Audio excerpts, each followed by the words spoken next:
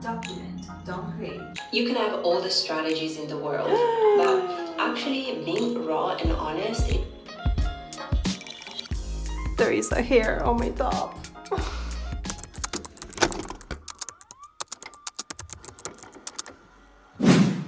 I started this YouTube channel just a few weeks ago, and this is my second vlog ever. To be honest though, I don't consider myself a vlog person. I'm an introvert and I've already been burnt out by oversharing details of my private life online with my first business. I do love documenting my work though. In fact, I think there is something inherently powerful about documenting your journey in a raw and authentic way. For context, I'm a mom of a toddler and I'm working on this channel part-time, 3 days a week when he's at nursery. So I'm still learning how to get into the perfect video creation workflow so I can keep up with weekly uploads, but I must say, it's been an interesting challenge so far.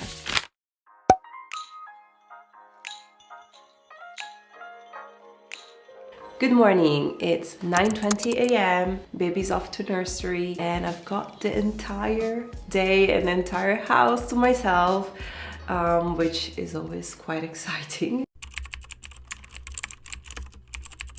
Now, just a little backstory, this video has taken me so long to create, primarily because I got super stuck in perfectionism and a bit of procrastination and, fear associated to it. I actually wrote the script about a month ago, and then I must have recorded this video like 5 times, either because the camera settings were right, the video that came out didn't look nice, the audio at one point didn't record, and then I decided to change the camera. Just like all the possible excuses to not start, essentially. So I'm very, very happy that we are getting there. I have a lovely editor, her name is Christine, who's helping me out edit my videos so that I get a little bit of time back. So I'm gonna get started and take you along with me.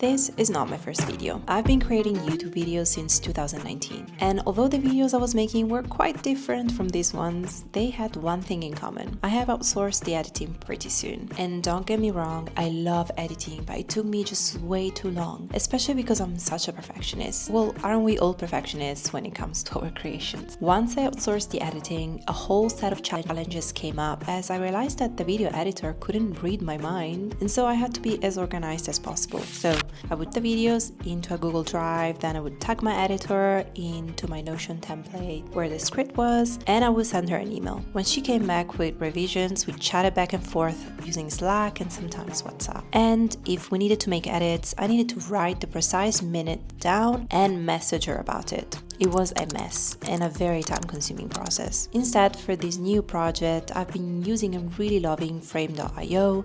It's a communication sharing platform where you can drop all of your files in one place and leave time-stamped comments right beneath the part of a video you want to change. So this is a paid tool, and to be fair, it's stretching my current budget a little bit, but I think it's worth it.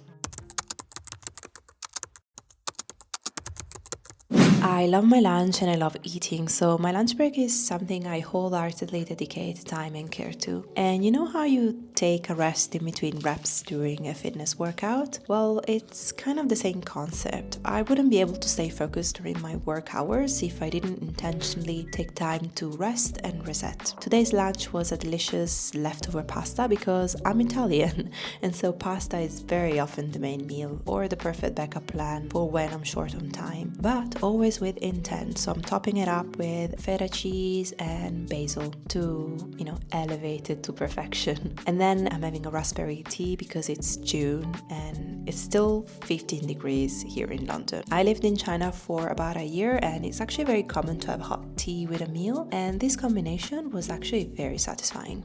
So lunch is done, it's already 2 p.m. I'm not sure where time has gone. After lunch I had a few back and forth with my editor for a few extra minor revisions to the first video. Right now the next task is about reviewing the script.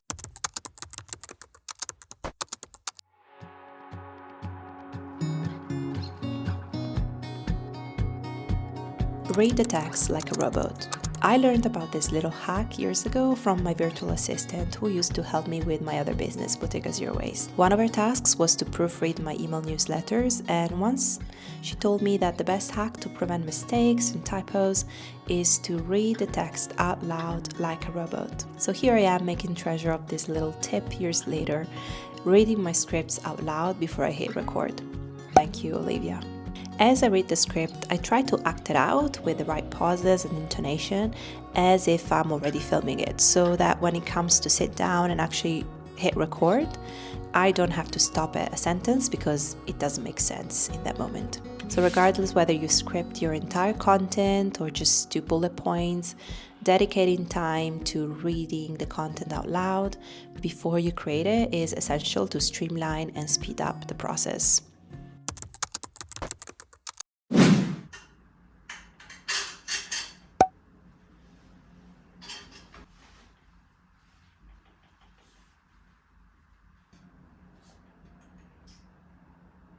Founded on the concept of quantity versus quality after all.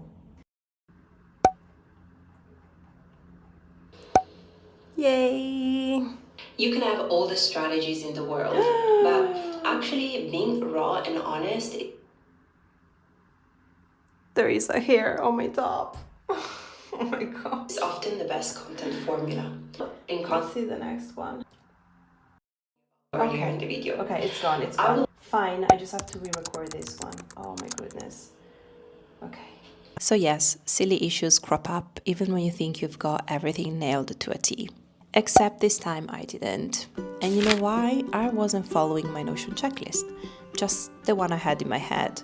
Not very effective when you're multitasking and are short on time. We are not robots, and so the best way to be more efficient with our time will always be to create systems to support us. Like remembering to check yourself in the mirror before filming. I have just recorded one video, is 5:18 p.m. Okay, I re-recorded just the first segment of the video because there was like a hair on my top. Fingers crossed it's alright. I couldn't even monitor my screen because I don't know, I just wasn't working. Can already see a bit of my bottle here, but whatever. And documenting my process.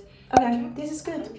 It's good, we made it. The need for systems like checklists or minor steps in a workflow may seem a bit rigid, but I've found that when I'm learning a new skill or I'm trying to establish a new habit, I really need those systems to hold my hand and guide me. Now, you may have heard this quote 100 times, but it's such a good quote. James Clear says, "You do not rise to the level of your goals, you fall to the level of your systems." Your goal is your desired outcome. Your system is the collection of daily habits that will get you there. And the more you streamline the way you create content, the more you can simplify and enjoy the process. So if this is a topic that interests you, then make sure to subscribe to my channel and check out my upcoming video where I will show you how to generate and categorize your content ideas so you can be more efficient with your time and create better content.